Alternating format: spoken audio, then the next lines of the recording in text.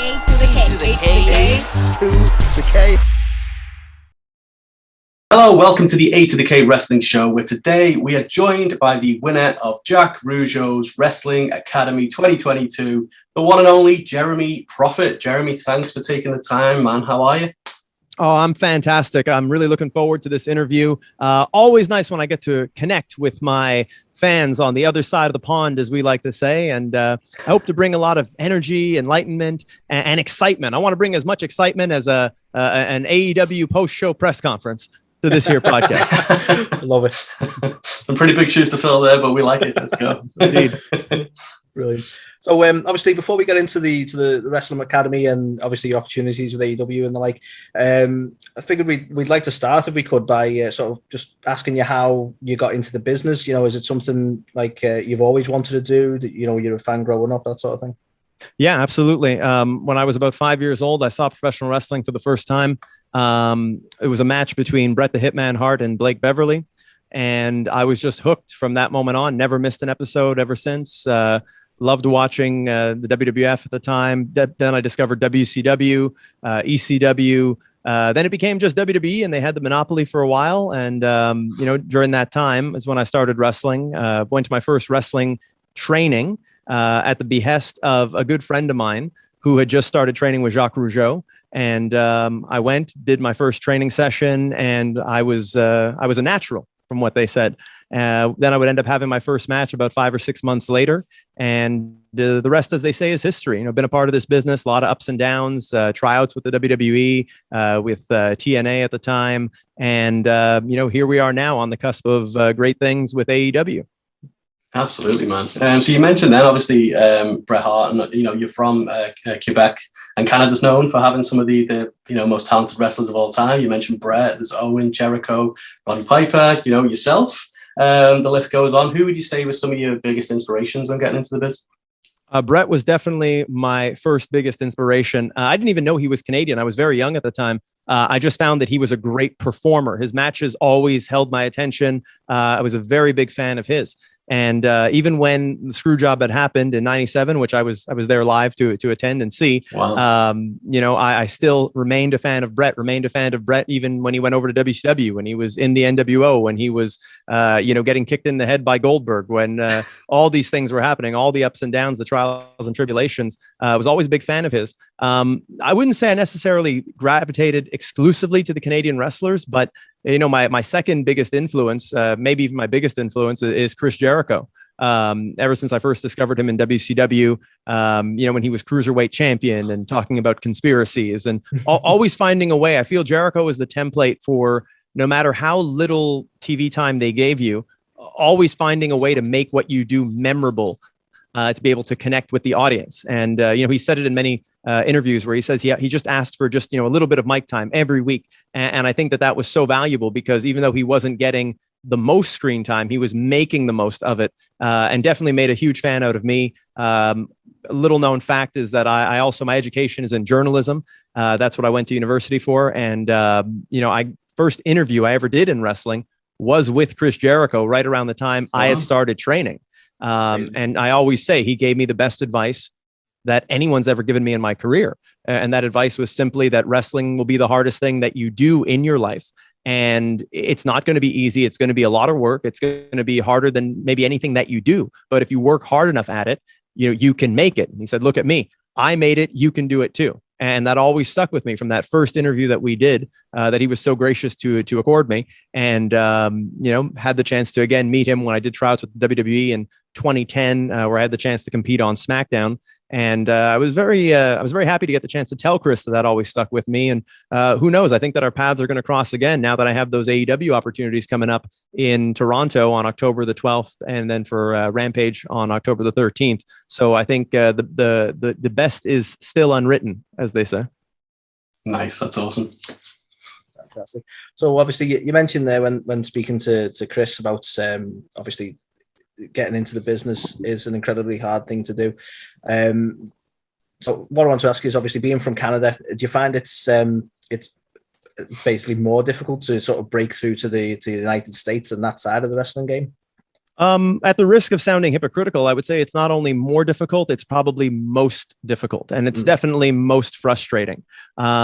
See, you guys kind of have it a little bit easier when you had NXT UK. You had something that would bridge the gap to be able to allow for people to perform in their own country, earn their merits, while being scouted actively by a major company. Yeah. Whereas we don't have that luxury because there are no real major companies where you can make a sustainable living in professional wrestling in Canada, coupled with the fact that we have such a close proximity to the United States, where a lot of the ignorance in the major companies comes from, well, if these Canadian wrestlers were good, why are they not performing in the top independent organizations throughout the United States, where they're competing against, you know, the best on the indies? But the fact is that we can't legally go do that. And I've been the first one to speak out about this. Other people have jumped on the bandwagon, but no one was talking about this until I was. And you can go back and you can see, as you know, 2-3 years ago, where I was speaking about this. You can watch the infamous Moment of Truth clip that I did from right here in this very studio, where I explained that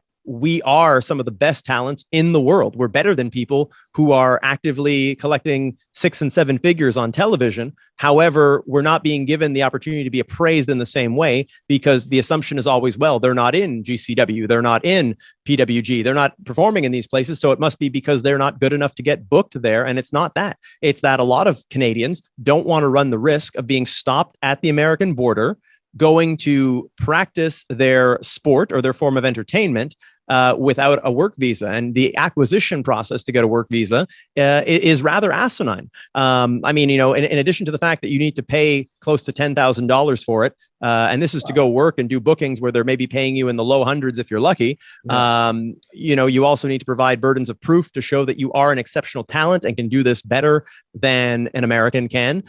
You have to have someone to sign and endorse you with credibility, and you have to have a company that can sponsor you that has enough credibility to do so. So it can't just be an independent. In fact, even those companies I named, to my knowledge, I don't think they can do that. And I would welcome any of them to dispute my claim. I've invited MLW to dispute my claim, and no one has disputed my claim, because the only companies who can have proven that they can are AEW, WWE, Ring of Honor at the time, and Impact are the only companies. And that's been, you can go watch my interviews with Lance Storm, with TJ Wilson, with a lot of these people. They know those are the only companies. And this is what stands in the way of us as Canadians getting further, because we're not being actively scouted. So it makes it difficult for us and frustrating, because, yeah, if it were up to me, I could easily go perform in the United States. I would be performing there more than in Canada, because that's where the exposure is. And people seem to only think that you're a good wrestler or you're really good if they see you work with another good wrestler, in their opinion. And so I'm trying to change that perception, because to me, I don't care if somebody has more television exposure than I do. You know, that if I could borrow a catchphrase that I absolutely love, I'm not trying to say that makes me better than them, but it damn sure doesn't make them better than me. So to me, it's like I say, you know, I'm better than the guys you see on TV, better than they ever have been, better than they ever will be. It just because you have a lot of TV exposure, a lot more eyes on you, doesn't mean that when I get that same exposure and people see me, they won't appraise me for my actual value and how good I am. Because as I've said many a time, you know, you can listen to any of my interviews. I'm very upfront about it. How often do you see a guy who looks like me, has my speaking ability, and has my in-ring ability?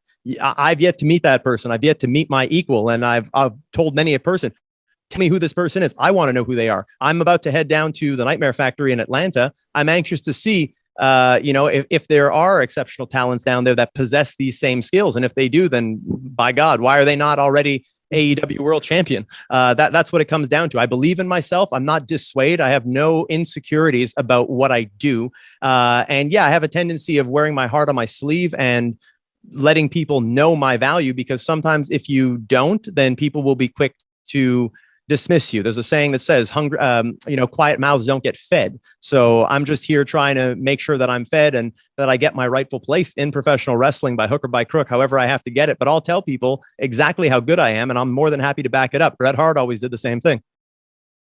Yeah, it's interesting you mentioned Bret, because obviously you mentioned the sort of the 3 elements of it, which I think has come from Bret Hart, hasn't it? In the sense of, like, you need the wrestling skill, you need the look, and you need the ability to talk, which, as you say, is 3 things that you've worked on and perfected. Yeah, absolutely. So obviously you mentioned around, I mean, firstly, it's another fine example of why Jacques Rougeau's competition wrestling academy is so important to give Canadian wrestlers that opportunity. And we're going to touch on that quite a bit, but I'm led to believe currently you're the Canadian reigning Canadian champion. You've held it for 1,056 days, if my research is correct. So obviously being a proud Canadian, how proud are you to be the Canadian champ? Yeah, it's something that I'm extremely proud of. I think anyone who would hold the championship or any championship for that matter should be proud of it, because it's a company realizing that you're the right person to invest in. And so, to be champion of Canada with or without a championship belt or a title, I think it's something that suits me really well in and out of the ring, because my journey is not just a journey for me. I'm doing this to be able to show the world that there are exceptional talents here in Canada who don't get a shot. There are people who would be Hall of Famers if they were maybe born, 20 minutes south from where they were and had the luxury of being able to perform legally in the United States without all this red tape that they have to go through. So, when you say I'm champion of Canada, I want to be champion of Canada for my actions as much in the ring as out of the ring. And I want to be able to show that, hey, there are easily 20, 30, 40, maybe 100 people that could do the same thing as me. They just need that opportunity. They just need the scouting to be looking to Canada, where you can accomplish things here, train here, wrestle here, and then get scouted to the major leagues. It's like in any sport. It's like in, I'll go out on a limb on something I don't know too much about, but let's say in Premier League football, they, I believe, scout the best players from all over the world, whether they're from North America, whether they're from South America, whether they're from Europe, and then they recruit them because they want to put together the best teams. Mm-hmm. With professional wrestling, and I had this discussion recently with Bill DeMott when I had him here on the Jofo podcast, where he said, well, when we started NXT, the idea was we wanted to take all the best wrestlers, and we took the best wrestlers on the independent scene. And I had to stop and correct him. You can go watch the moment. And I said, best wrestlers on the American independent scene. And yeah, a few Canadians got in here or there, a few Canadians who worked illegally, worked illegally. There's no other way of putting it. Yeah. So while people may say, oh, Canadians have made it, it's like, no, the ones who earn their merits working illegally, going to the States without a work visa, no different than someone from, let's say, Mexico going and working in landscaping in Texas, working illegally to then prove themselves, which I've always found it to be such an asinine foreign concept, that we're going to have this big Fortune 500 company in the WWE say, you know what? Our hiring protocol, you got to be wrestling for these companies. You got to be in Evolve. You got to be in Ring of Honor and PWG.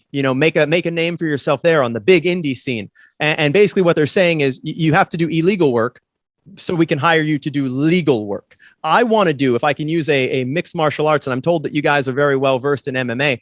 I want to do something similar to what Leon Edwards recently did in the UFC, and that's to show that you don't have to uproot yourself and move to America and be there to achieve success and become a world champion. I'm very inspired by Leon Edwards. He's one of my favorite fighters. I've followed his journey for very, very long in MMA. Could quite possibly be my favorite fighter. It would either be Leon or it would be Valentina Shevchenko. But when it comes down to it, he showed that you can be from Birmingham and train there at that gym under coaches who maybe don't have all the quote unquote credentials of the others in mixed martial arts, and still be able to become a world champion and inspire the people there. It's exactly what I want to do for professional wrestling, and that's the journey I'm on.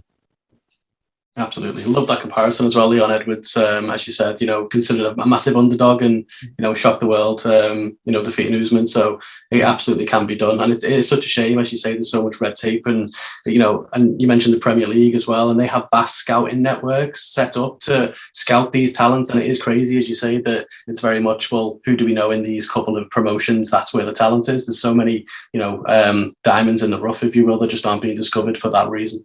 Yeah. And if I could continue on that subject, I mean, it's not as though there aren't Canadians in prominent positions that could do that. Just thinking of AEW, there's Kenny Omega, who's a Canadian, who's an EVP. There's Chris Jericho, high and prominent in that company. WWE, my good friend, TJ Wilson, Tyson Kidd, he's there. He's in the production and the management. Lance Storm, who was previously with WWE, who's now with Impact, Scott D'Amore himself with Impact. There are Canadians in these positions that know the struggle, and I've literally interviewed so many of them. But nothing is done to help Canada, and that's what I want to do. I use the comparison like Jackie Robinson in Major League Baseball, that it took him to get to the major league so that they could integrate black players and say, okay, we're going to take black players now and put them on teams because we want to win, regardless of the color of the person's skin. The only color that matters to us is green, is making money. So that's what should come first. That should be paramount. There shouldn't be this, we have to look and see if there are Canadians on the independent scene that are doing well, and then we can bring them in. It's like, no, you want to go get that market. You want to bring your company in there. You need some locals, and you need to get the best. I've been one of the best in Canada for a long time now, much longer than I should have been. If I was born, like I said, 30 minutes south in Plattsburgh, New York, I'd already have a Hall of Fame career behind me. If you look at my merits that I've accomplished in Canada, they surpass a lot of these people. They surpass a lot of the Japanese stars that get brought into these big companies. They surpass a lot of these people, but I've accomplished them in Canada, and it's the equivalent of a tree falling in the forest and no one being around to hear it. So that's where I think the scouting needs to change. And believe you me, if I get into one of these major companies, it's one of the first things that I want to do is use my position, use my influence to help get more people like me from the Canadian independent scene into better places in these companies, at least to give us an equal footing to Americans, where they'll scout companies and promotions and talent from coast to coast and help them get these opportunities that they otherwise haven't been getting. So it's something I'm very adamant about. And I think Jacques Rougeau is one of the only ones who has used the fame and the accolades that he's achieved through professional wrestling to give back to Canada. And that's why I will adamantly defend him till the day I die, because he's the only one, not Brett, not any of these other people that I mentioned, no disrespect, but, he has used his position to give a platform to so many great talent and to allow now 4 of us to be able to have a legitimate shot at getting to AEW.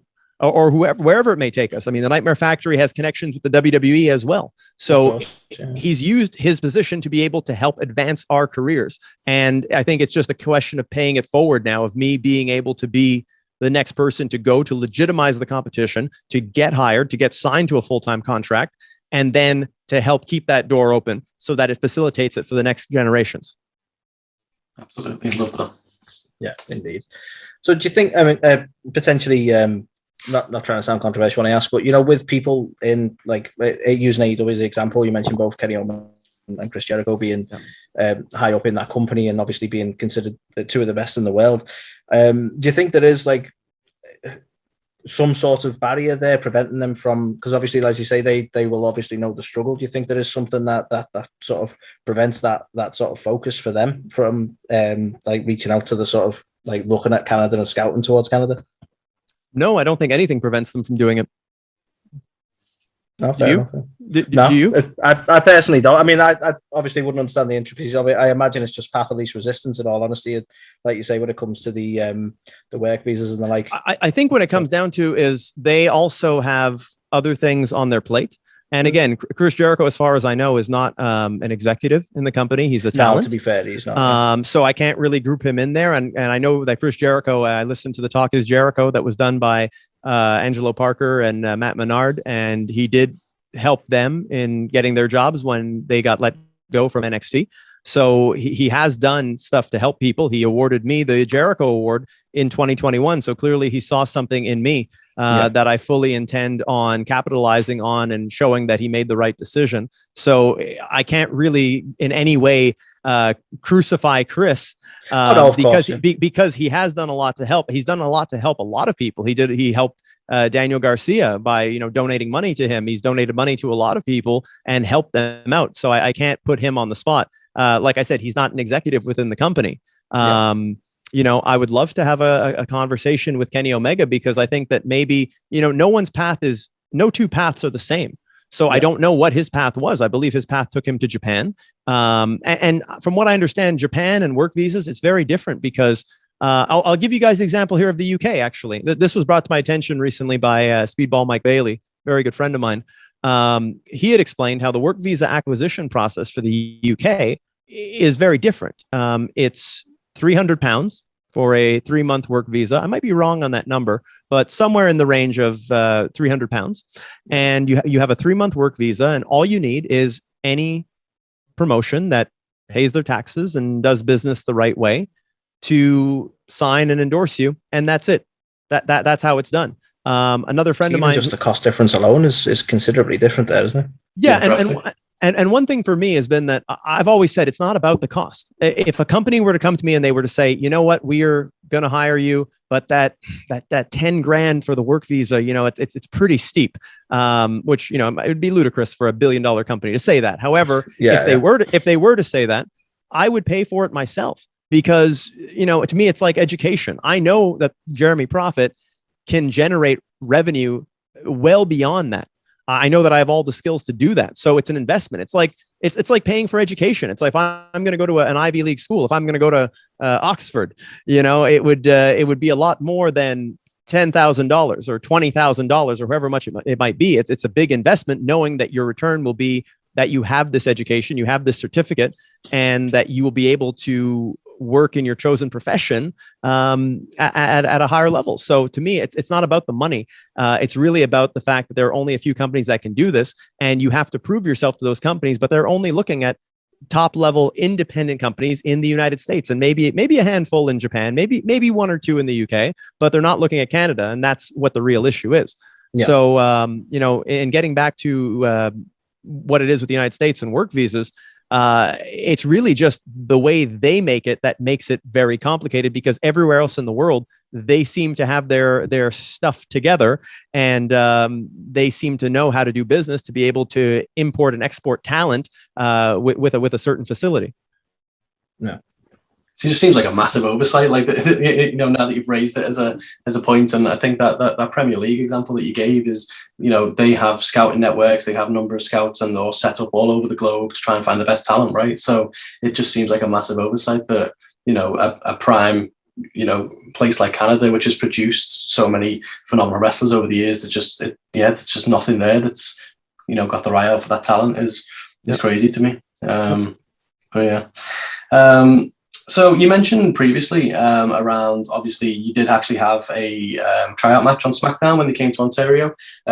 What was that experience like for you? Was it kind of daunting? You mentioned obviously TNA as well. Did it feel different from the stuff you'd done in the other promotions, or did you kind of feel like, you kind of fit right in? Honestly, I felt like I fit right in. And one of the reasons for that was that prior to that, I had already done a week-long tryout for FCW in Florida, and had worked with Steve Kern, with Billy and Dr. Tom Pritchard, Norman Smiley, worked with all their staff, Dusty Rhodes as well, worked with all their staff. I'd say I passed with flying colors. They chose to hire Jinder Mahal out of that camp. Typically, I was told they hire about 10 people. They chose to hire Jinder. I had worked with him in the match that they had seen, and they wanted him. We had known each other before that. We had already wrestled each other before, Jinder and I. So there was a certain level of familiarity. We had a great match. They chose to hire him. I was told, you have nothing to worry about. You impressed all of us. I've often said that if I had to do that camp over again, I don't feel I would have done as well as I did then. That's how much the stars aligned on everything. I do feel at this point, with the experience that I've accumulated, I do feel now I would definitely have been able to do better. But for the longest time, my answer was no. Everything just fell into place. All the variables, everything. It's like everything just went perfect. But with that said, I didn't get a call back, and then went to TV. And my objective is always, I'm here to be hired. I don't think it's a bad thing. I think there are a lot of independent wrestlers who, quite frankly, they don't believe in themselves. They, like when I did Wrestling Academy, I knew I was going to win. There was no doubt in my mind, because I wake up every day and I know there is no one that looks like me, talks like me, and wrestles like me. That is the important thing. There's no way I can lose. Even if I, were to slip on a banana peel, there's no way I can lose, because I just have a complete toolbox of skills when I'm in there. And then fortunately, I ended up going in healthy, uninjured, although I've never had an injury in the 17 years that I've been wrestling as well. Never spent a day in the hospital in my life, never had a surgery, never had a broken bone. I guess I have a very good guardian angel, but I've been blessed and fortunate in that regard. So yeah, my objective is always to achieve success, to get hired. I'm there on business. And so that's why my mentality is different. I think a lot of people, they go in and they're hoping, and they know they have certain weaknesses that could be exposed. I don't. I work on my weaknesses so they're strengths, and I work on my strengths so that they're even stronger. It's the advice that I give to a lot of young wrestlers: is don't just get complacent because you're good at one or two things. Just because you can make the people react, it doesn't mean that that's the end game for you.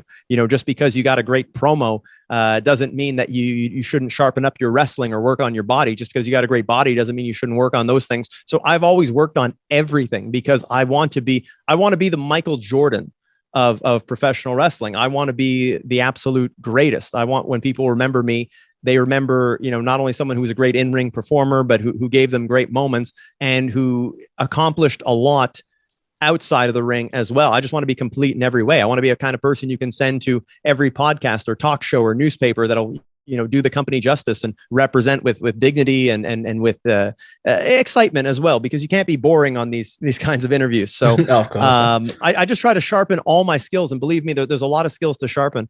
But no, going in and doing those tryouts, I was determined, and that's why I confronted John Laurinaitis on the first day at Raw in Toronto, and people were looking at me like I was about to be walked to my execution. I didn't care, because look, I don't work for the company, so they can't fire me, and I'm not going to stay and hide my head in the sand like an ostrich. I'm going to make it known that I'm there, and make friends with people, make people know who I am. And I knew that you want to get hired, you got to talk to the boss. I think it's really that simple. I don't think there's anything wrong in saying, I want to work here, I want to make my living doing this. Hey, look, if I put somebody else out of a job, I really don't care, because I want this job and I'll do the job better than anybody else. So I'm very competitive. I'm very aggressive, but I love professional wrestling. And, I shouldn't be deprived of this opportunity to do the thing I love most, and that I work every single day, 24 hours in a clock, 365 days in a calendar year to be able to do. So, I confronted him. I went, right for the jugular, right for the horse's head. And, it took a little bit of a bit of a haggle, a bit of a back and forth. Obviously, he probably gets people in every town that, come up to him and say, hey, give me a job. And you got to weed out the ones who are legitimate from the ones who aren't. Yeah, so, that's how it went. And then he eventually took a liking to me. And then, he didn't understand at first why I was so confident, because he said he had never heard of me. But that doesn't bother me, because you haven't heard of me because I'm not an American that wrestles in the big name indie companies. Exactly, put me in with any of these people. I'll blow them out of the water. Put me in and don't handcuff me and, tell me I can't do certain things, but let me, and I'll blow these people out of the water, whether it's on a microphone or whether it's in a ring. And then finally I told him, I said, look, talk to your staff at FCW and hear what they have to say about me. And he was livid. He was just like, I'll talk to them. And he put my name down in his BlackBerry, which is, I feel, outdated technology at this point. But and he said, and if they don't tell me good things, then I never want to hear from you again. You're never going to hear from me. You might as well just pack up your bags and leave. And I'm like, that's fine by me. They're not going to, as long as they tell you the truth, they're going to tell you exactly what you want to hear. So I'm fine with that.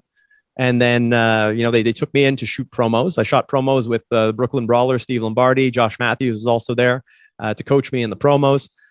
They found my promos were a little over the top. And by my own admission, I would say that, yeah, they probably were. But it's also funny because they compared my promos to The Rock. So to me, that was a big compliment. But obviously, you got to do what the company wants you to do. So they found they were a little over the top for what they were going for. They said they wanted promos more like The Miz. So that's an actual direct quote. They even said, "Oh, if The Rock came back, we wouldn't have The Rock talk the same. He would be more like The Miz." Believe it or not, that's what they actually said. Wow.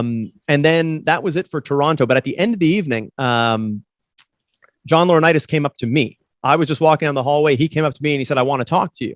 And he said, so they told me about your promos. They said they were a little over the top. But more importantly than that, I called Steve Kern at FCW, and he said that you were one of the best guys that he's seen at his camp. Basically, he corroborated everything that you said. So, and he apologized to me. Now, how many people get an apology? And I'm not embellishing. He apologized. He said, "I owe you an apology." But I mean, you guys have to understand. He was he was like fuming at me. He was like, he really felt I was wasting his time, that I was going to be one of these little shindy bums that, you know, goes up to him and you know, wastes his time. But he was fuming. And then he came and he apologized to me. And he said, okay, I'm anxious to see what you can do in the ring. And then the next day, we were in Ottawa for SmackDown. And I got to go in the ring with Jamie Noble before the show. We did a little bit of catch as can wrestling, and that was about it. And before that, prior to that, was when I was approached by Kurt Hawkins and Lance Archer, and they said, "Oh yeah, we're gonna wrestle you tonight on SmackDown." They went to Pat Patterson and they asked Pat, and we were 15 guys there trying out from all over, some from Canada, some from the U.S. And Pat had recommended me. He said, "Well, I know Jeremy's good. I don't know any of these other guys, but I know Jeremy's really good." So they walked up to me. I remember, you know, Hawkins walked up to me. "Are you Jeremy?" I'm like, "Yep, that's me." He's like, "Okay, we're wrestling tonight on SmackDown." And they also chose my partner, who I think he just happened to be standing beside me. They were like, "We'll wrestle you, and we can wrestle this guy." So that's he got a match, this other guy, just because he happened to be standing beside me. He may tell the story differently, but that's exactly how it went down. Did the match on SmackDown. Thought the match went great. I mean, I wasn't allowed a lick of offense in the match, but whatever. I took some great bumps for them. I think I made them look like $1 million. If you guys have seen the match, definitely think I made them look fantastic in there. And it was a great experience for me personally. My favorite part of it was getting to have a match officiated by Charles Robinson, considering I'm a very big WCW fan. That was quite a thrill for me. I remember him carrying me out after the match, and him saying to me, "Oh, you did great in there." It was an honor to get to call your match for you, or your first match in WWE. And I'm like, man, I would have had it any other way. I'm like, it's an honor for me to have you. I was such a big fan of you. We're having a conversation as he's carrying me back up the ramp as they're rolling into the promo for Hawkins and Archer after that. But that was really cool to have had my match officiated by Charles Robinson. And everyone complimented me backstage. I remember Vicky Guerrero, one of the stories I always like to tell. And, you know, if she's in Toronto, I guess I'll get the chance to see her at AEW, and we'll reconnect. But I remember Vicky at the start of the evening. She came over to tell me, this might have even been at Raw the day before. I think it was at the SmackDown. And she's like, "Oh, you know, you have such a great look. Like a lot of the girls, a lot of the divas are talking about you." And that was very flattering. And then she asked me if I had a match. And I said, "Yes, I do have a match." And she's like, "Okay, I have advice for you."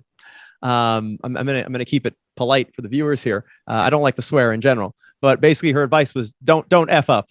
And I was like, okay, I appreciate the advice. And I remember after the match, I came through the curtain, and a few minutes later, there was Vicky, a big smile on her face, and she's like, "You did great. You didn't F up."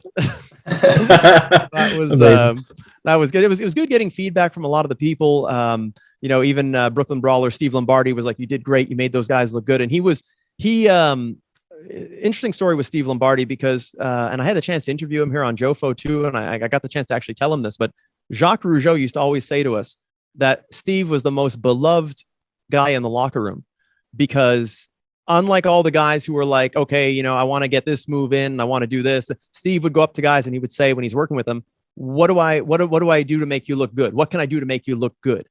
And I think I'm getting too much into details with the story, but when I first was brought into the room to do the pre-tapes with Steve, he coached me a bit on how to do the promo, and he asked me who trained me, or who I trained with was the question. So who trained me and who I was training with are two different things. So he asked me, who do I train with? So at the time I was training with Sylvain Grenier, who was one half of La Resistance. Mm-hmm. And that's who I was training with.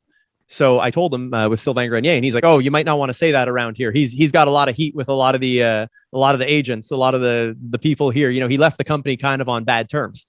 And I was like, "Oh, okay. Well, you might like this. I was actually trained originally by Jacques Rougeau." And he's like, "Oh, I like Jacques. Yeah, I always liked Jacques. He was a good guy. We worked well together." And then I told him how, you know, Jacques told that story about Steve saying, you know, it is people appreciated Steve because he would always say, how can I make you look good? And yeah, so we had that good relationship there. And then he told me with the match, you know, he's like, "Are they giving you anything?" I'm like, "Nope, I had offense in it." Another funny story. I'm not talking too much, am I, guys? No. Keep it going. Totally enjoyed. I don't want to do a CM Punk out of myself here, but he was also there that night. We didn't really speak, but I have a Punk story too, actually, from the first time I met him. Remind me about that before we go off. I'll maybe tell you guys the Punk story. Since he's since he's a hot topic right now.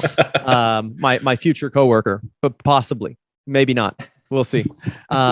So all that to say, with Steve and why did I bring up Punk? Where was I? Help me out, guys. You were talking about Steve and Jack, and you told Steve the Jacques Rougeau story. The Jacques Rougeau story, and I was going to do the promo with them. And then why did he gave you advice? He gave you advice about. Yeah. So he gave me advice. So here's the story with the advice. When we initially laid out the match, I had offense in the match. I had a drop kick at one point, and that got kiboshed by Arn Anderson. And I also had in the beginning, Kurt Hawkins slaps me, and it was his idea that I slap him back. Now, if you guys know anything about Jeremy Prophet, although it's not in all my matches, but I throw one hell of a slap. I'm very proud of the slap that I'm able to throw. It was Jacques that actually taught me how to do it. I throw one hell of a slap. And I was like, oh, this is perfect. This is like how I would start the match. If Kurt Hawkins were to come up to me and slap me, I would definitely slap him back. And he's feeding this to me. And I was like, okay, you know what? That's all I'm getting at that point. And I remember we're in the hallway. We're going over the match. And Michael Hayes is walking by, and he hears that. And he stops dead in his tracks. And he turns around and he starts just ripping into Hawkins. And he's like, you can't have him slap you. We're trying to build you right now. You're going to have this guy. He's a local guy. You can't have him slap. And he's apologizing to me. He's like, and it's nothing against you, kid. You know, one day it's going to be you on the other end of this match and you'll understand why we're doing this. But I mean, he's like, we can't have you slapping him. That's ridiculous. So my one piece of offense that I had was out the window. So then Steve had asked me, he said, are you getting anything? I'm like, no. He's like, nothing. I'm like, nothing at all. And he's like, well, just do the best you can to put all your energy into making those guys look good. I'm like, no problem at all. And I do feel if anybody watches that match, they will see exactly that. So I appreciated the advice he gave me. He was very nice and supportive. Vicky was very supportive. Darren Young was also very supportive. Serena Deeb, Matt Hardy, Rey Mysterio. These were some of the guys who they had seen what I did and extremely supportive. And yeah, it was a good experience. Even John Laurinaitis afterwards, I tried to get a word with him, but he was busy. I was told that he was kind of ripping the match before me, which was JTG and what was his name? There was a tag team called the Dude Busters. One of them was Trent, but it wasn't Trent. It was whoever his partner was. The name I want to say is Caleb Conley, but it's not Caleb Conley. It was Caleb something else or some other name like that. But anyway, the tag team of the Dude Busters, not Trent, the other guy. And he was busy yelling at them. So he didn't even see my match with Hawkins and Archer. But with that said, all those other people, very supportive and whatnot. And that was the experience. I thought that I would get hired off of that. And I think the mistake was I just didn't stay in contact. I just kind of let things be, let other people handle the calls for me and whatnot, where I should have handled it myself. I should have stayed on top of it. I know that now. I didn't know that back in 2010 when that took place. If you want the Punk story, it's a very quick little story here. Oh yeah. So one of the things that I think made me very comfortable in these environments is that I was a very big wrestling fan. I am a very big wrestling fan. I was a super fan. Myself and a good friend of mine, Paul, we used to travel to many of the pay-per-views. So we would travel from Montreal and we'd go all over. I've been to Chicago. I've been to Pittsburgh. I've been to, we'd go to Albany and Buffalo regularly. We've been to North Carolina. We've been to everywhere in between, that radius. It wasn't, extremely West Coast and really far to drive, but we'd go to pay-per-views. We would stay at the same hotels as the talent, met tons of them, had conversations with them, partied with them. So to me, there's no shock. There's no fear being around these people. I remember at one of those tryouts that I did, everyone was scared to go up to Randy Orton. And I'm like, I remember, going to the bar with him in Buffalo and hanging out with him and having a conversation with him like a human being and stuff. I'm like, I'll go up to Orton. I don't care. I have no fear in those situations. I have very little fear in general. Fear is, fear is being confronted by people with, semi-automatic weapons and knives and those kinds of things. That's fear, not going up to wrestlers, people who put on their pants one leg at a time, just like you and me. So that was part of it. Now, one of the people that we met was CM Punk. I believe that was in Massachusetts. And I forget what event it was for. It was before pay-per-view. And he was just standing outside. And I remember my buddy going up to him. My buddy Paul went up to him first. This is in about 2008. So this is right around ECW World Champion CM Punk, ECW brand Punk. And so I remember Punk is just there by himself. My friend walks up to him and says, hey, CM Punk, can I, and it was the first time he was meeting him too. He's like, so, hey, CM Punk, can I get a picture with you? And his response was, turns to him, looks at him and says, can you say please? That was Phil's response to my friend. And I was very taken aback. I was like, oh wow. Like, yeah, you must have caught him in a bad mood. And then I got a picture with him and I told him, I said, I appreciate that. I said, like, well, first I said, I saw your independent stuff like Ring of Honor. And even when you were in TNA for a little bit with Raven and Julio De Niro. And I said, the thing I appreciate most about you is that you're straight edge. I think that it's good that there's somebody on TV setting a good example to people out there, with the straight edge lifestyle. Me being a person who I wouldn't necessarily say I'm straight edge in terms of the, because I feel there's a certain music, punk rock kind of connotation that goes along with that. But in terms of the no drinking, no smoking, no drugs, that's me. That's been me since day one. Never drank a sip in my life. Never smoked anything. Never did drugs of any kind, prescription medication, nothing like that. Not my cup of tea. So that I respected about him. He was cool with me, but just I'll never forget that my friend asked him for the picture and he just turned to him and just almost snarled at him. Could you say please? And that's I think that's the only time other than at those tryouts I did in 20. Oh, he was there in 2012 also. No real stories from that one. That was where he was more like a top guy. And I think he was doing a confrontation with he might've been doing a confrontation with Bret Hart that night. I think that was part of the show. So no real interaction with him there, but that's my CM Punk story. Amazing. Obviously we're talking about the opportunity you had with WWE. I just want to ask, is it true that that you did actually have some tryouts with NXT in the past for our fellow countryman, if you will, William Regal? None whatsoever. Not for NXT. In 2012, what you're probably thinking of is in 2012, I did a tryout here in Montreal and then in Toronto the next day.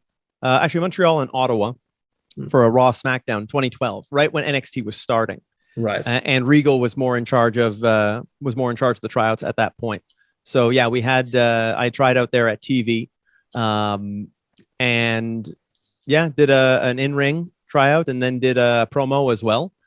Things went really well in the promo. In ring, Regal said I needed to work on my footwork a bit, and that's pretty much all that was. I subsequently did go and take boxing courses to improve my footwork, and that was the thing. It was a case of timing. But that was also where I heard a lot of we're hiring people from the independent scene. We want people who can show they can draw money in other promotions, and we want people like the Daniel Bryans and the Claudios and essentially what the Blackpool Combat Club is now. I mean, he even told me, loved my promo ability. Matt Stryker was evaluating promos, loved my promo ability. He told me himself, he told them to hire me based on how strong my promos were. And this is just the strength of Jeremy Prophet. I'm like I'm like Doomsday in DC, where you kill him, but he comes back even stronger. So if there is a hole in my game, I fill it, and I fill it to perfection.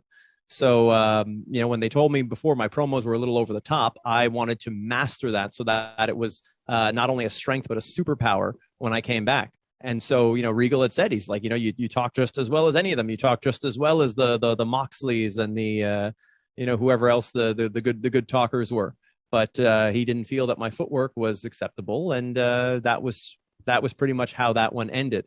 I disagreed with what he had to say, but I did actually go and work on it. So it wasn't like it was something that fell on deaf ears. I just found that the way that it was framed, I don't feel that my other attributes, which I didn't get to show, wouldn't have been able to generate tremendous revenue for the company. And so that's why I feel to be pigeonholed on one little thing. It's a bit of a catch-22, because yes, I did actually take the criticism and I did go work on it. But I still feel that at that time, even before that, I was already ready to be a part of that company and could have been a major player. I could have been in line to be getting my Hall of Fame ring in the next couple of years had things worked out in 2010 and 2009, in fact, when they had hired Jinder Mahal out of the same camp that I did. So that was where I was on that. That's my story there with with William Regal, and it's probably the thing I remember most from that tryout that I did in 2012, which was my last tryout with the WWE. Yeah, I mean, fair play to you. As you said, it didn't fall on deaf ears. You took it, on the chin, went and took boxing classes and stuff, and took the initiative. So you can't say more than that, really. I think you touched before on obviously the Jericho Award and being kind of one of the inaugural recipients of that. Can you tell us how it felt to get that award, and did it also result in kind of a one-on-one kind of training session with Lance Storm and having him critique your kind of matches and stuff like that? Yeah, it is, I think, maybe the greatest accomplishment that I achieved in my career. And people will say, oh, you've won close to 60 championships. You've, wrestled for WWE. But to be acknowledged by someone that you've idolized your entire career, that to me, that means a lot. That was, Jericho could have chosen from any of the thousands of people that responded to that. And he chose me. He saw something in me. And that's why I feel like this story is still, the best is still unwritten, because I've said in many of these interviews, I want to fight Chris Jericho. When this match eventually does happen, they'll look back on all these interviews. They'll look back on this clip and they'll say, look, this has been something that's been building for a long time. I want to test my skills against the best. You can call him the best. You can call him the GOAT. You can call him, any of these things. But Chris Jericho is someone who, as I mentioned, look-wise, speaking-wise, wrestling-wise, is one of the best. He's in the top 1 percentile of professional wrestlers out there. And he's someone who has changed with the times and has had such tremendous longevity in this sport. He's managed to transcend so many different changes in the industry to still be a top player, to reinvent himself. He's the equivalent of he's like the Metallica or like the U2 of professional wrestling, where he always manages to have hits, always manages to be relevant, always manages to sell out arenas, sell out stadiums, draw ratings consistently by any metric you want to measure it. He's always managed to be one of the top players in professional wrestling. So for someone like that to acknowledge me and award me their award, to see something in me, it just fits with this entire narrative and this entire story. And as I said, I live every day as the protagonist of my story. I live every day knowing that the moments I create are the moments that people are going to look back on along this journey. So I'm very self-aware, and I feel my self-awareness is something that sets me apart from others. I know that this match with Jericho will happen, and I know that he's going to be a key influential character that's maybe, who knows, been kind of pulling some strings behind the scenes and helped me along the way, helped me get to where I should rightfully be. But most important of all, he sees the potential that I have, and I'm definitely going to make sure that potential is actually achieved, because potential on its own is worthless. Jeremy Prophet is not worthless. Before we do move on to Wrestling Academy, obviously we've been lucky enough to have the wonderful Jacques Rougeau on our show as well, and to talk about Wrestling Academy. And we've discussed today around obviously giving Canadian wrestlers that platform, that opportunity to people who are exceptionally talented like yourself to be seen and to have those opportunities.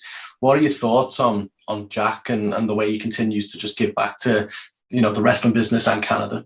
Yeah, he's the only one that actually gave a damn to be able to give back and help people and not discriminate. Anyone could have applied to Wrestling Academy, and the smart ones chose to do it. A lot chose not to. They chose to believe the negative hype, and they missed out on an opportunity. Not that any of them would have beat me anyways. And that's not me speaking in character, because there's no such thing as in character with Jeremy Prophet. What you see is what you get. And in the words of superstar Billy Graham, what you don't see is better yet. But like I said, it was an opportunity that was there for a lot of people. There'll be another one next year. Some chose to seize it, some didn't. But the important thing is that he gave people that opportunity. For me, it was an easy decision. I mean, I was standing outside of an IWS show, the first show back from COVID, where myself and Carl Jepsen, the Black Quebecois, defended our tag titles for the first time against former champions. And Jacques was just standing across the street. And one of my opponents that night, Thomas Dubois, we both trained with Jacques. And I remember we were going over the match, and I looked at him and I said, is that Jacques across the street? And he looked at him, and there was a bit of a distance across the street from where we were. And he was like, it looks a lot like him, but I don't know why he would be here. And then he started waving to us, and he's like, look, it's Jeremy. Look, it's Thomas. And, I'm like, wow, it's Jacques. And I remember it like it was yesterday. I went up to him. I said hi. I've been wanting to reconnect with Jacques for years. People had said I was one of the only ones that actually, said good things about Jacques in podcasts, because, you had guys like Kevin Steen going and dragging his name in the mud and whatnot. And like I say, Kevin's issues with Jacques are not my issues with Jacques. His relationship with Jacques was not my relationship with Jacques. I didn't have the same relationship with Jacques that he did.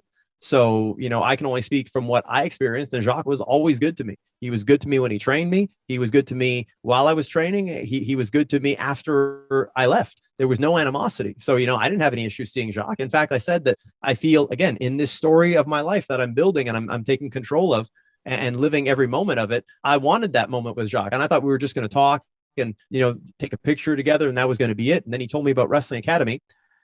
And as soon as he told it to me, I was like, this is what we need. I'm like, this is it. You don't have to explain it any further. It's concise. It makes sense. And this is going to be the catapult that can help get some Canadians to some better places. And that was when it was only one day at the Nightmare Factory. That was it. And that was all I wanted. I said, just give me that one day. I can make enough of an impression. Believe me, there's no one that bets on himself more than me. Just crack that door open just a bit. I know how good I am. But when you're this good at something, it's just about getting people to see you, even just for a little bit, and they'll be able to see the value. So I'm like, one day at the Nightmare Factory, that speaks more to me than this $5,000 cash prize. Then it became a week, then it became a month, and then it became a full 3-month scholarship. So it just got better and better and better. But believe me, all I would have needed is that one day. You get me there that one day. Give me a match. Give me a microphone. Give me something, I just on appearance. I could come in, I could be a blind mute, but on appearance, you'll see this and you'll see there's something there, just give me any one of those things. So that's where the stakes were really raised. And I said, okay, this is something that can benefit a lot of people. And I helped to recruit a good amount of people for Wrestling Academy. I helped to dispel a lot of the rumors, and I helped to fight off a lot of the naysayers. Because one of the things is, at my core, I am a fighter. I don't take no shit from nobody, man. I'm a fighter day in, day out. I'm not scared to get my hands dirty. And people, I think maybe if people underestimate me, they realize very quickly they bite off a lot more than they can chew, because I don't believe in ever being defensive. I believe in being offensive. I believe in, you attack me, you're getting attacked much, much worse. I don't defend. I attack. I destroy. I eviscerate. And so there were people who were very like, oh, if you're going to work for Jacques and do his project, you better watch out. There's going to be consequences. Oh, yeah, well, there's going to be consequences for anyone who tries to put consequences in my way, because they don't know who the hell I am if that's what they're trying to do. And I was very aggressive in supporting this. And I think that's the thing. People sometimes are a little too passive when people are aggressive with them. People are aggressive with me. I'm triply aggressive with them.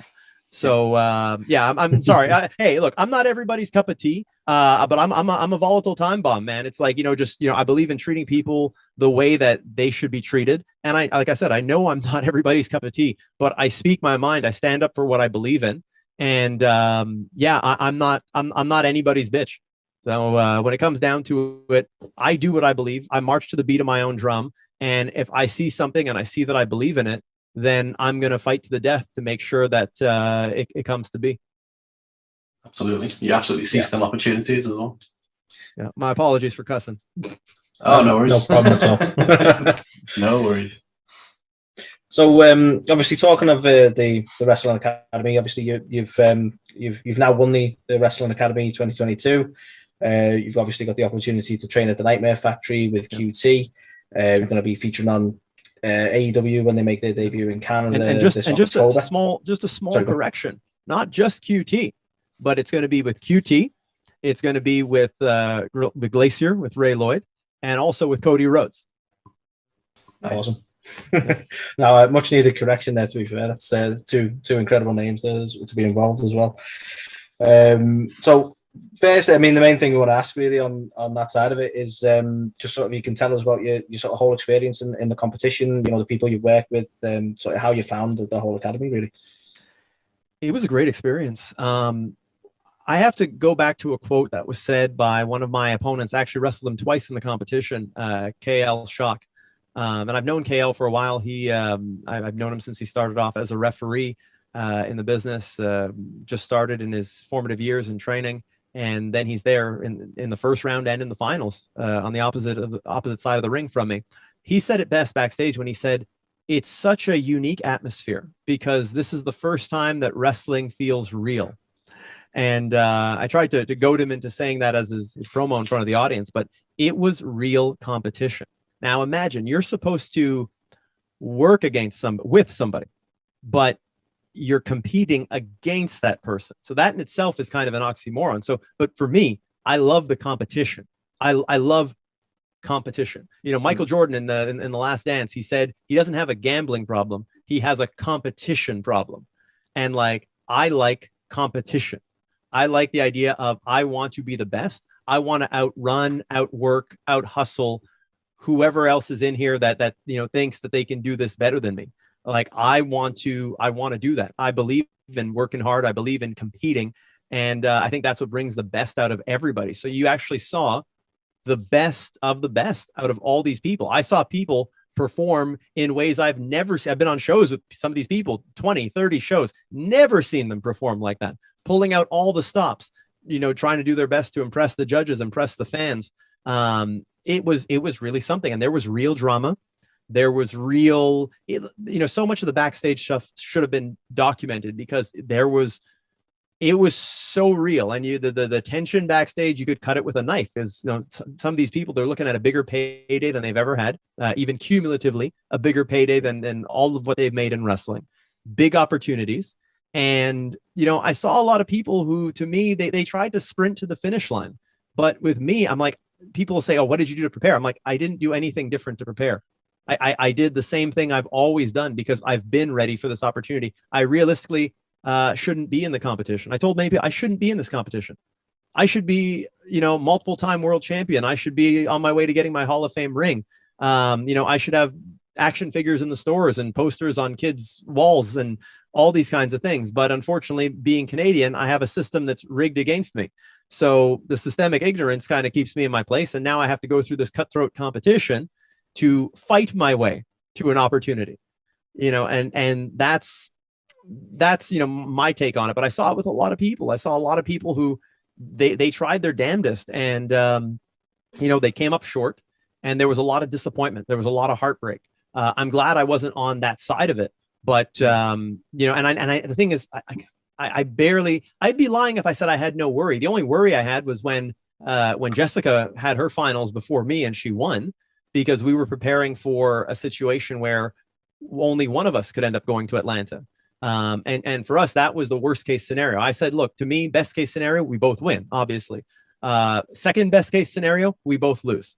But worst case scenario is, you know, one of us ends up going and the other not. And I mean, I knew I was going, but then I wasn't prepared for her win. And then the amount of pressure that's on me now I have to win. Now there's no two ways about it. And I did not feel one iota of pressure from the first round to that moment when she walked backstage, because when she had won, I didn't actually hear what QT had said. So I didn't know that she won. And from where I was watching, I couldn't see the ring that well. And only when her entrance music hit did I realize, oh, she actually won. Okay, amazing. Now I have to win. That was the only pressure I felt. Other than that, I was cool as a cucumber. And I woke up that morning and I said, look, this is what I was put on this planet to do. I'm not getting beat. There's nobody in this competition that's going to beat me. There's nobody in the divide between my level of skills and talent and the second best person is further than here to Liverpool. It's further than here to China, further than here to Pluto. That's the divide between my skill set and the next best person. So I knew I was going to win. And I remember, and I'll tell this story because it's a great moment. When the finals do come out, you'll notice a moment where I talk to Jacques and I point to an area of the venue. The reason I did that is because before the competition, Jacques came over to tell me QT is the one making the decision. There's no judging. It's just QT who's going to decide. He's going to take who he wants. So it's up to him. He's like, you got to impress QT with what you do. And I said, you know, I want to be able to go on to Nightmare Factory, be able to go on and get a contract with AEW. But now it's in QT's hands. And I said, that's fine.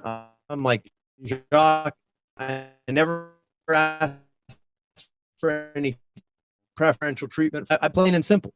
And I said, Jacques, I want you to knowing that I'm the protagonist in my story and knowing I want to create this moment, because I can't just go and tell the story Oh, hang on, he's back incredibly quick. So back quicker than I did, Cal. So as I was saying, why I feel my promos are good, unless you guys don't feel my promos are good, but I feel my promos are quite exceptional. I think a lot of people hold back on promos because they have insecurities. Because if you're going to go out and you're going to say you're the best and you're the man and you're all these things, and then you're worried, well, I might slip on this springboard, or, I might do this thing and I might botch, and then it's going to be like, I talked all this trash, and, now I'm insecure because my moves might go wrong. And then they'll pick on me harder on social media because of, I don't have those worries. I said it in my winning speech. I said, I want the criticisms. I want the haters. I want Jim Cornette to watch my performance and not like it. Although I think Jim might actually like me, but I want all those things. I'm not deactivating my social media because I'm mentally fragile. I'm a mentally very strong person. I've never taken a break in professional wrestling for health reasons, mental health reasons, any of those things. I'm very strong upstairs because I'm the same person I was when I started in this business, who wanted to be a champion, who wanted to be successful. And that is the most important thing to me, not the other gaga, not the other rigmarole, none of that. So I know when I call my shots, I'm going to make them. Michael Jordan never worried about making the game-winning shot because Michael Jordan trained his entire life to be a million times better than the next person. So I said to Jacques, look, I want you to remember this moment right here. I'm going to win this. I don't care if it's not you deciding or any of the panel deciding. QT is going to see what everybody else sees in me. He's going to see the talent. He can't not. Yeah. So remember this moment. I got this. And that's why when I won, I went to him. I said, Jacques, you remember we were over there? You remember? I told you I was going to do this, because that's what legends do. That's how legends are made. You can't just, happenstance, haphazardly your way through this kind of thing and then go embellish the story after. You got to set those moments. You got to put the pressure on yourself, because when you work hard, you will deliver. And that's why my promos, I feel, are very effective, because say what you will, my trash talk never surpasses my talent. I never say, when I say I can go toe to toe with the guys on TV, I mean it. I can go toe to toe with Roman. I can go toe to toe with Moxley, with Punk, with any of these people. I believe it in my heart. I know I can, because I train for this. I work for this. I am experienced. I am seasoned. I have not been broken. I've just been held down by a corrupt system. And now things are finally changing. So, well, as you say, you said you were going to win and you won. You're a man of your word. Yep. Damn straight. I think obviously one thing nobody can deny is just the absolute grind you've put into this, since 2003 to now, coming up to 20 years. We can see the determination, all the podcast appearances, all that, everything you've done, even all the way up to obviously winning Wrestling Academy now. What's the main goal for 2022 and the next couple of years now? What are you, what will make you happy? What will satisfy you over the next couple of years? Being signed to that contract and World Championship. That will be it. I don't want to be a guy who is complacent, who becomes soft because all of his bills are paid through professional wrestling. I want to keep pushing. I'm the kind of guy, when I played sports, I wasn't happy being just on the team. I wanted to be the top point getter. I wanted to be the captain. I want that position. I am hungry. I am bloodthirsty to be at the top. I'm not just there to have a good time. People who see me at wrestling shows, they find it off-putting that, like, my attitude backstage, I'm not smiling and I don't go out to the parties. I don't, because it's business for me. It's business first and foremost. And I think that threatens a lot of people, because for them, this is a fun thing. And I can understand it must be a very fun thing when you work in the United States and you don't even have to be signed to a company. You can make so much money on the independent scene. It's the land of milk and honey. Promised land. I understand there's a lot of people who are happy. You see them on TV. Everyone's smiling on TV, and you're supposed to be a big bad heel. Everybody's smiling. Everybody's everybody's getting jiggy with it. Well, you know what? I'm here to bring the reality back to it. I'm here to bring back the harsh reality that there are people who don't make it because of a corrupt system. There are people suffering in the world. There are people, who don't have it that easy. So I think you need to have a certain level of humility in your presentation. And for me, it's all business. It's business. I was even having a conversation with Ray Lloyd with Glacier for going down to the Nightmare Factory. And, we've been speaking a lot and going there.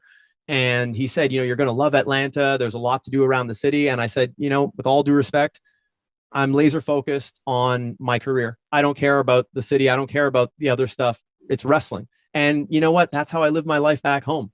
I love this business, and I've been denied my opportunity for 17 years. I've been doing this. I've been denied my opportunity to be on a world stage, to get the chance to sink my teeth into some of these top level, so-called top level great talents. And I want to make up for lost time here. I'm someone who has always been top caliber, best in the world, all of these kinds of things. I've just not had a big enough stage and bright enough spotlights to showcase that. I can't even get promoters to bring me over to your side of the pond, to show those guys what I'm all about. And I always say it like, maybe it sounds cocky, maybe it sounds arrogant, but I believe in myself, and I believe in myself more than the next guy. I have no insecurities about what I do. I am offense, go forward, obliterate everything that stands in front of me to achieve my dreams. And I'm sorry if I have to destroy other people's dreams on my way to doing it, but I'm going to do it. And then once I get there, believe me, I will give back, and I will be as much of an offensive juggernaut to help other Canadians. But we got to get this work done first. So I'm just a beacon for working hard and achieving that which you set out to do. I believe that anything you want to do, anything, even you guys, even people watching this, if there's something you want to do, there's nothing stopping you from doing it. Put in the work and destroy anything that stands in your way. I don't care if there are people in the business that don't like me. There are people who maybe will try to, put obstacles and say slanderous things and whatnot. Hey, I know I've lived my life as a good human being. I'm not a rapist, a child molester, a domestic abuser, any of these kinds of people that they had to kick out of the business, over these past couple of years. I'm a good human being. I'm a God-fearing man. And I'm just in love with the sport that I do and want to achieve my success by any means necessary. So if that makes me a bad person, well, I'm a bad person, but I don't think that makes me a bad person. I think that just makes me somebody who loves the job that they want to do and will achieve it no matter what. No, I couldn't agree more. I mean, you can hear just in the way you talk the passion you have for the business. I think that's what comes across to me anyway. Obviously, talking about your goals and ambitions. Obviously, you're talking about becoming a world champion, becoming a beacon for Canadian wrestling, and pushing that side of it. In terms of being a super fan as a kid. So in terms of like people you'd like to wrestle, do you have like a bit of a bucket list of people who are in the business currently, or maybe some legends who are still in the business who you'd love the opportunity to wrestle, who you may not have had the opportunity so far? It's too many to name. I'm sure I'll miss a few, but Chris Jericho at the top of the list. AJ Styles would be another one. We were on a couple of shows, never happened, unfortunately, but would like that match. I'd love to have a match, and I think the story writes itself with myself and Kenny Omega. I think idea of the Canadian who did more to help Japanese people than his own countrymen versus the Quebec Canadian who is actually working to help Canadians. I think that would sell itself. You could have Don Callis in his corner. I don't need a Don Callis. I do my own talking. So, I'll talk them both under the table. Not a problem there. And I think a lot of people would pay money to see it. I'm there for that. Yeah, I'm all for that story. Yeah, for sure. I think there's just so many possibilities, so many people throughout the wrestling business. Roman Reigns is on top now. Again, I'm looking at WWE, but honestly, AEW is more my focus. But I mean, there's even just AEW. There's so many people from top to bottom. Hangman Page, who stole the buckshot lariat from me. Maybe he didn't steal it from me. Maybe just he organically got there in his mind. But I've been doing that move since before he ever laced up a pair of wrestling boots.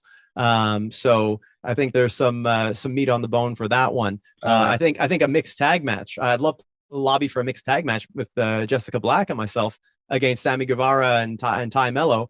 I think there's a lot of fun to be had there. I'd love to, toss Sammy's little skinny ass around the ring. I think that'd be a lot of fun. Jessica could tune up Ty Conti there with her supposed blue belt. There's a lot. Who wouldn't want to see Jeremy Prophet? That's just a sample of the material I could pull out against these people. There's something to the fact of sitting at home, watching these people, watching every minute of content.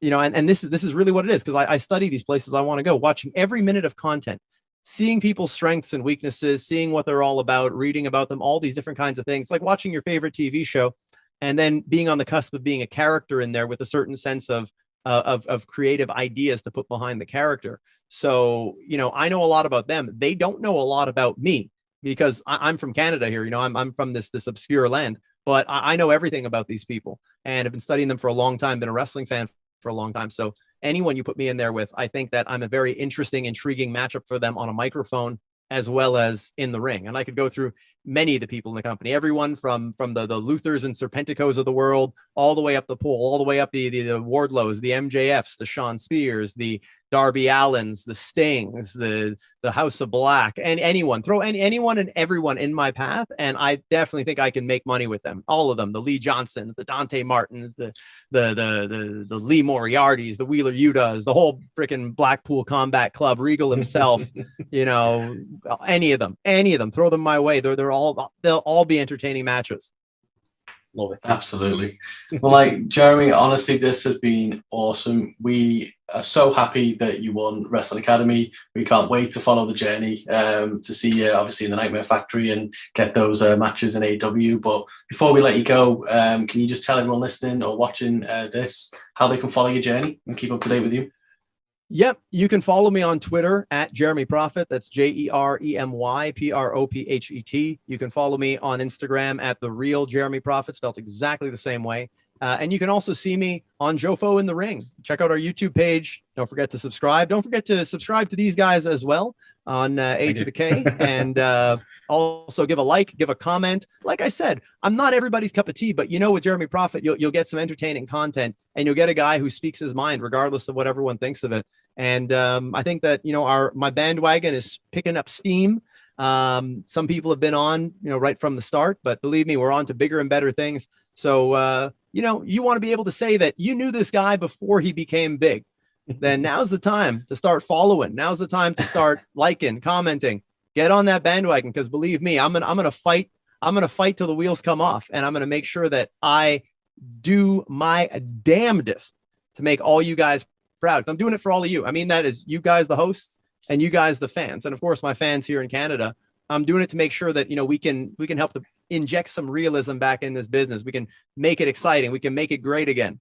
And when Jeremy Prophet's on the marquee, you know you're going to get your money's worth. And I also, by the way, last thing I'd like to say too is I do hope if any promotions out in the UK are listening to this too, would love to head out there. Would love to head out to the UK, mix it up with the best over there, and show them what I'm all about. You know, it'll be put up or shut up. But when you're Jeremy Prophet, and it comes down to it, hey, I don't drop many balls. So you invest in me, I'll give you a great return on your investment.